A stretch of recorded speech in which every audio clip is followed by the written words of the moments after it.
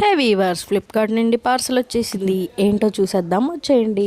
ఏం లేదండి, ఈ సంవత్సరం దోమలు ఎక్కువే, ఎండలు ఎక్కువే. పగలంతా ఇంత ఎండగా వస్తుంది కదా, ఈ దోమలు అప్పుడైనా ఫ్రై అయిపోవట్లేదు. నైట్ అయితే వచ్చేస్తున్నాయి, ఎక్కడ దాక్కుంటున్నాయి ఏమో. మాకైతే విపరీతంగా ఉంటాయి దోమలు. అస్సలు అవి బైట్ చేసిన చోట ఒక చిన్న కురుపులాగా వస్తుంది. ఇంకా మనకేమో దురదరేగిద్ది కదా, గీకేస్తామా, గీకేస్తే ఇంకా పక్కనకు కూడా స్ప్రెడ్ అయిపోతూ ఉండింది అనమాట. ఇప్పుడు ప్రజెంట్ అట్లనే ఉంది.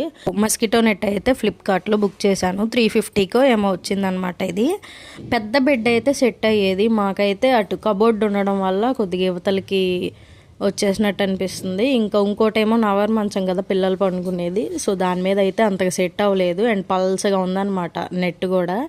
మా వాళ్ళు ఊరికి ఎట్లా అన్నారంటే చినిగిపోయేటట్టుంది. సో దీన్ని అయితే రిటర్న్ పెట్టేశాను. ఇదైతే చూడడానికి ఒక టెంట్ హౌస్లో ఉండింది కదా, సో మా వాళ్ళు ఓవర్ ఎగ్జైట్ అయిపోతున్నారు అనమాట. మా చిన్నోడు పెద్దోడు ముందే మా పిల్లలు మంచి బలశాలు అనమాట. అంటే హాస్పిటల్కి వెళ్ళాల్సిందే మంత్లీ వన్స్.